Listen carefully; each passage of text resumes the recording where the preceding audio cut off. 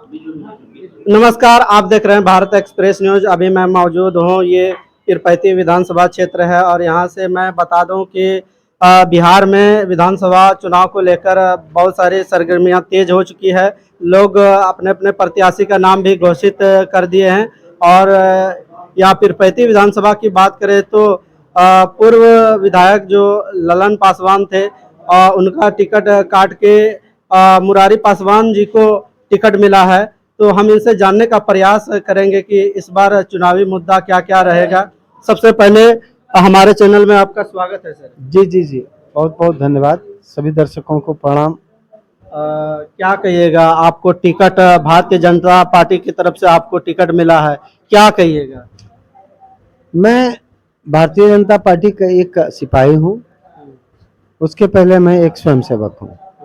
स्वयंसेवक अर्थात स्वयं के प्रेरणा से और सेवा का काम करना।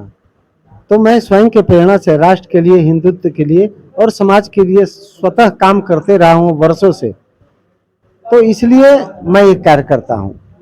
भारतीय जनता पार्टी ने इसलिए विश्वास किया, समझा, क्योंकि भारतीय जनता पार्टी के सिर से लेकर पांते नृत्य हमको वर्षों से जान रहे हैं, समझ रहे हैं, इसलिए विश्वास किया।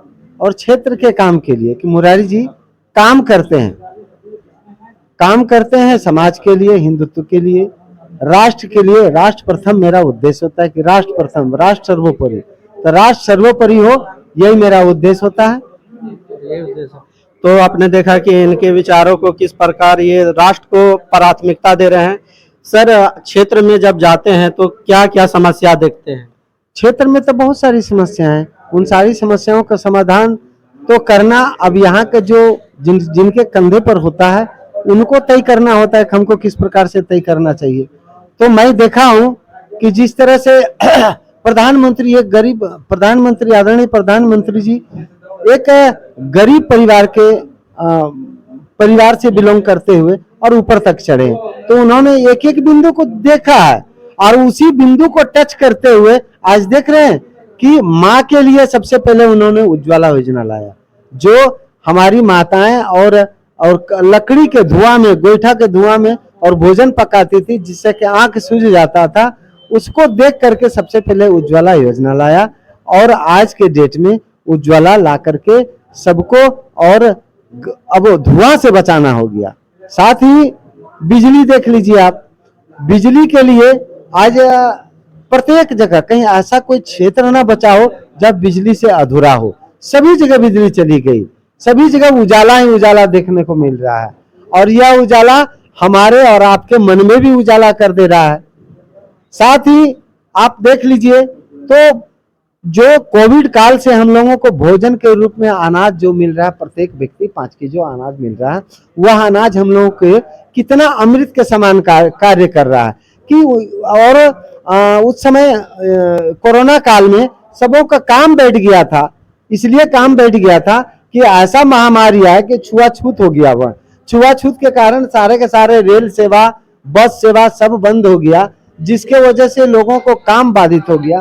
काम बाधित होने से सरकार ने सोचा कि जब हमने काम बाधित किया है तो भोजन हमें देना चाहिए, तो सरकार ने प्रत्येक व्यक्ति 5 केजी अनाज दिया और आज भी 5 केजी अनाज जारी है, मिल रहा है सभी को। चुनावी मैदान में उतरने का क्या कारण रहा सर?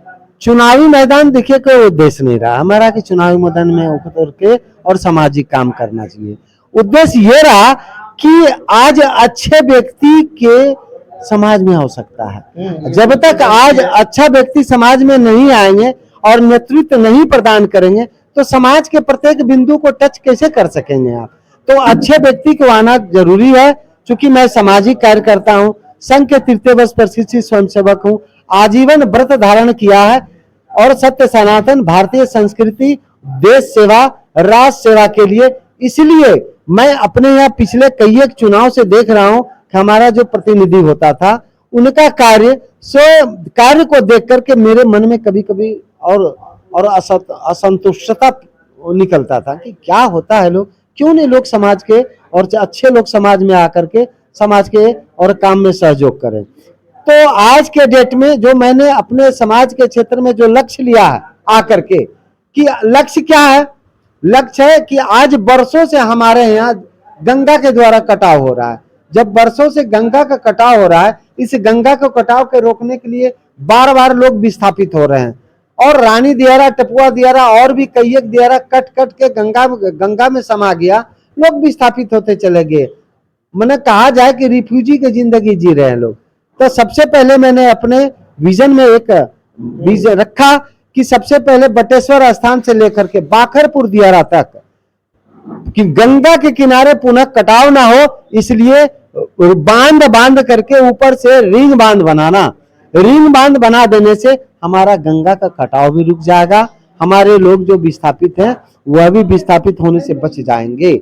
साथ ही जो विस्थापित आज तक हुए हैं, मैं देख रहा हूं उसका जिंदगी, बेचारे का जिंदगी जिल्लत की जिंदगी जी रहे हैं। कहीं किसी को रोड के किनारे बस रहे हैं, सरकारी जमीन के किनारे रोड के किनारे बस रहे हैं। रोड के किनारे बसने के कारण बेचारे को पैखाना करने में भी परेशानी हो जाता है। महिलाओं को दिक्कत होती है प्रत्येक तरह के, इज्जत घर के जो था इज्जत घर भी कट के बह गया, अब कहाँ जाए, रोड के किनारे बड़ा मैंने कहा जाए कौन सा शब्द का प्रयोग करें, आता नहीं हमें करने, है कि नहीं। लेकिन उसके लिए क्या करना, मैं सरकार से अनुरोध करूंगा कि उनके लिए आप सरकारी जमीन अगर मिलता है तो ठीक है, ढूंढना मेरा भी काम है। यदि मैं आ गया, विश्वास किया है हमारे ऊपर भारतीय जनता पार्टी ने, तो मेरा दायित्व बनता है कि उनके लिए सबसे पहले मैं जहां सरकारी जमीन हो उनको सबसे 1.5 डिसमिल उपलब्ध करा करके प्रधानमंत्री आवास का और दिला करके इज्जत घर दिला के उनको स्थापित करके विस्थापित से स्थापित कर सके। अगर आप पीरपैंती विधानसभा से जीतते हैं तो आप पीरपैंती विधानसभा की जनता के लिए आप क्या करने वाले हैं? यही तो पीरपैंती जनता के ही तो बात कर रहे हैं हम। अब गांव देखिए वहां तो हो गया, को लेकर हाँ बात कर रहे हैं, शिक्षा पर भी आ रहे हैं हम आपके लिए। शिक्षा के लिए बात करना चाहते हैं कि यहाँ हमारे यहाँ पर बहुत सारा सरकारी जमीन पड़ा हुआ है यहाँ पर, और डिग्री कॉलेज होना चाहिए। तो डिग्री कॉलेज के लिए भागलपुर जाता है, कहलगांव जाता है लोग, कहलगांव भी एक ही है इसलिए भागलपुर और कहलगांव जाता है। तो हमारे पीरपैंती में एक डिग्री कॉलेज नहीं, 2-2 डिग्री कॉलेज का हम डिमांड करते हैं, और हम विधानसभा में रखेंगे जाकर के कि हमारे यहाँ एक जो डिग्री कॉलेज होता है लड़कों का वो तो रहेगा ही रहेगा, साथ ही एक महिला डिग्री कॉलेज की भी स्थापना होना चाहिए। कुशल के लिए जैसे ITI और वो और एक होता है ना जो पॉलिटेक्निक होता है, पॉलिटेक्निक कॉलेज के भी स्थापना हमारे यहाँ होना चाहिए कि ITI और पॉलिटेक्निक का कॉलेज का स्थापना हो। साथ ही इसके अलावे ये तो कुशल में आ गया, अब आता है कि प्रत्येक पंचायत में कुशल रोजगार के लिए प्रत्येक प्रकार के जो वस्तु निर्माण होता है, लोहा का सामान हो, काठ का सामान हो, मिट्टी का सामान हो, चीना मिट्टी का सामान हो, शीशा का सामान हो, इस प्रकार का, या कंप्यूटर के हो, या और भी जो भी जिस प्रकार के भी सुविधा हो कुशल रोजगार के लिए, उसके लिए प्रशिक्षण केंद्र की स्थापना होना चाहिए प्रत्येक पंचायत में। जब प्रत्येक पंचायत में कुशल रोजगार का प्रशिक्षण केंद्र स्थापित होगा तो हमारे बच्चे पढ़ाई के साथ साथ शुरू से कुशल रोजगार की ओर ध्यान केंद्रित करेगा, और जो कुशल रोजगार की ओर ध्यान केंद्रित करेगा तो मैं समझता हूं पढ़ेगा भी और साथ साथ कुशल रोजगार में प्रवीण हो जाएगा, प्रशिक्षण मिल जाएगा, तो वह साथ रुपया कमाने का भी और आदि बन जाएगा। तो वह प्रत्येक देखिए सर्विस, सरकारी सर्विस उस प्रकार का निर्माण हो नहीं सकता है कि भारत में लगभग 150 करोड़ की आबादी होगी, और जहाँ 150 करोड़ की आबादी है जमीन तो बढ़ती नहीं है, जमीन तो जहाँ का तहाँ है वही है। इसलिए हम कहाँ क्या कर सकते हैं, जमीन में कितना क्या हो सकता है, बढ़ती हुई आबादी के लिए कितना सर्विस हो सकता है, लेकिन फिर भी सर्विस की जरूरत है। उचित सर्विस जो होता है, उचित सरकारी नौकरी जो होता है वह मिलेगा, निश्चित मिलेगा, लेकिन कुशल रोजगार मिल जाने से ग्रामीण हमारे बच्चे प्रशिक्षित हो जाएंगे और उसके लिए कुशल रोजगार के तहत प्रशिक्षित होकर के अपना स्वरोजगार चलाने का काम करेंगे। कितने वोटों से जीत की उम्मीद है आपको? लगभग क्या आपको थिंकिंग चल रहा है कि हम कितने वोटों से जीतेंगे? मैं 1996 से विधानसभा में काम कर रहा हूं।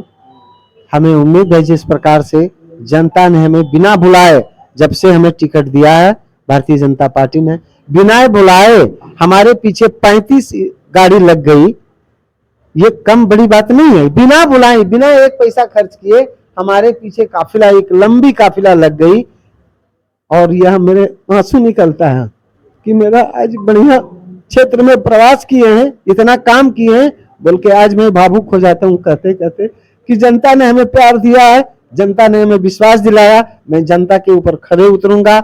लगभग 80 से 80 हजार वोट से मैं लीड दूंगा विधानसभा में, और 80 हजार से लीड देकर के विधानसभा में पहुंचूंगा। तो आप सुन रहे थे, ये पीरपैंती विधानसभा से जो बीजेपी से टिकट मिला है मुरारी पासवान को, उसे आप सुन रहे थे। तो ऐसे ही तमाम खबरों के लिए बने रहें और देखते रहें Bharat express news. Thank you. जय हिंद, जय भारत।